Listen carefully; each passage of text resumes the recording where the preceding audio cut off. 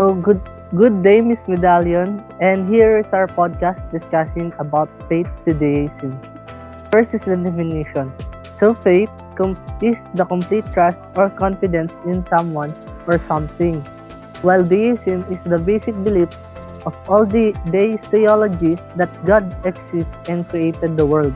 But beyond that, God has no active engagement to the world. So people nowadays mostly ignore religion. It actually bothers me as a Christian that many people do not believe in God anymore, or just like deism, that they believe that God created the world but nothing more. Now, to be able to discuss the topic furthermore, we created some questions. First question is, what religion do you believe in? I, as a Christian, what we believe in is that God should be the center of our life, and everything that we do is to glorify God. So this topic of deism worries me as a religious person. How about you guys? What religion do you believe in? My religion is same as Jay's. My religion is Christianity, which God is center of life. So for the next question, do you think deism is good or bad? For me, deism is good. Deism is an orthodox theological attitude that began with Edward Herbert in the first half of the 17th century and ended with Henry St. John, 1st Viscount Bolingbroke in the middle of the 18th century among a group of English writers. Deism is a term that relates to what is known as natural religion, which is the acceptance of a body of religious knowledge that is inborn in every person or that may be gained via reason, as well as the rejection of religious belief. Deism is a set of religious belief that incorporates everything we can learn about God by unaided human reason and rejects any theological views that cannot be established through reason and can only be learned through God's revelation to us through sacred books. This was the religious attitude that gave the Declaration of Independence its religious touch. The only problem with deist is when others believe it is wrong. You can believe whatever you want as long as you don't force your ideas on others. Deists are still a minority compared to theists and atheists, but they appear to take comfort in the fact that their ideas aren't as severe as either of those two groups. You have a good point, Chrisap. And in my opinion, is deism good or bad? For me, it is neither good or bad because humans has the right to believe in what they want. So we should respect each other's belief.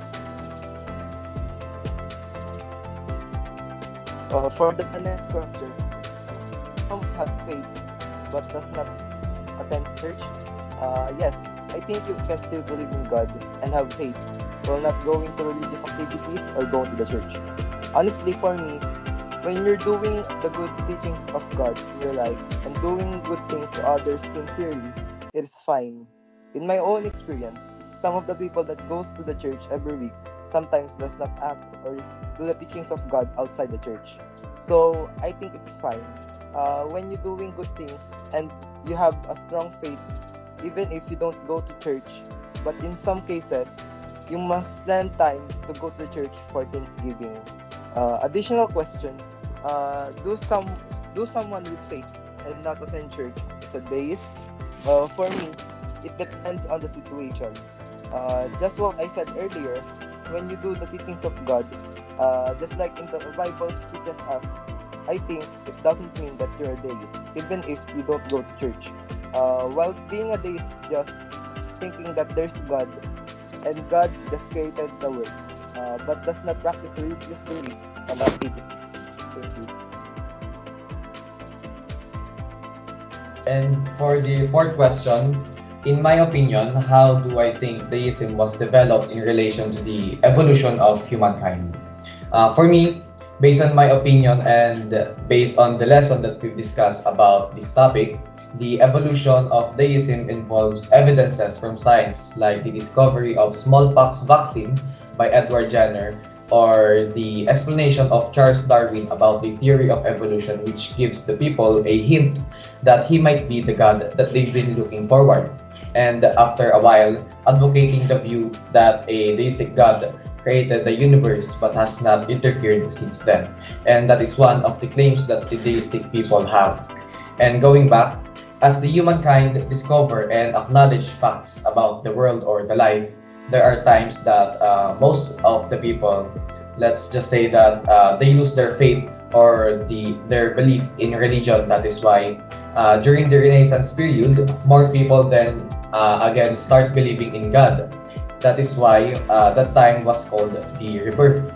And in addition, monarchies are formed, and also the discovery and the rise of communities, towns, and states wherein these feudal monarchies will rule instead of the clergy or the religious leaders or people.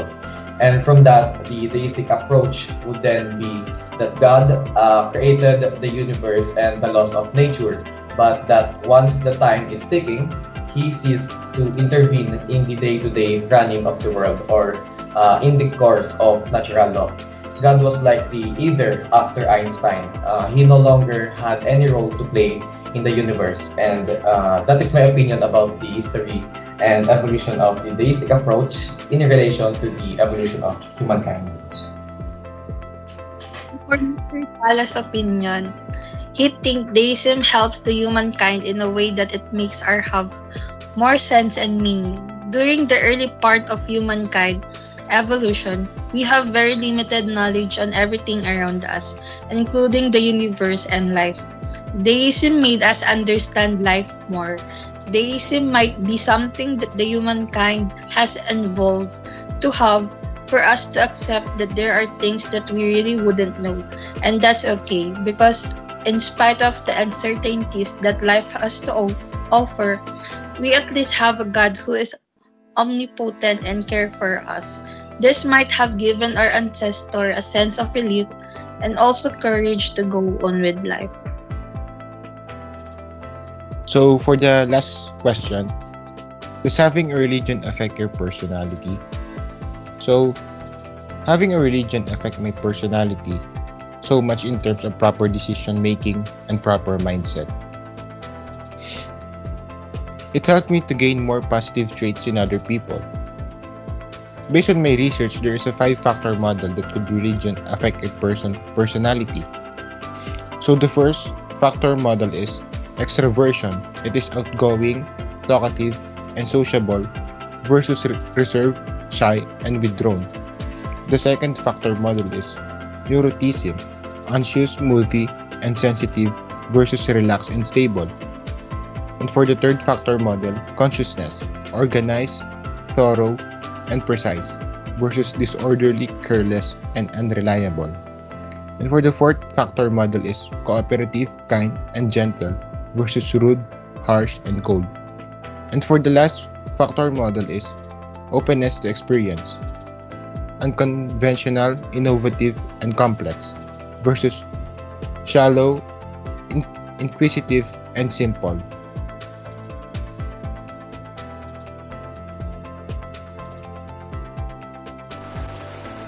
Does having a religion affect your personality? For me, yes.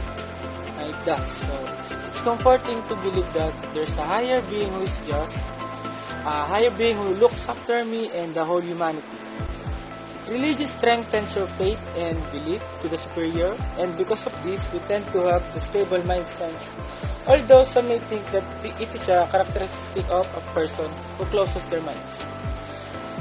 Having a religion affect our personality in different ways, and this depends on each person. It's just matter of understanding and properly expressing your thoughts to others. And personally speaking, it makes me feel safe that whatever I do, I know that I'm being guided and loved by God.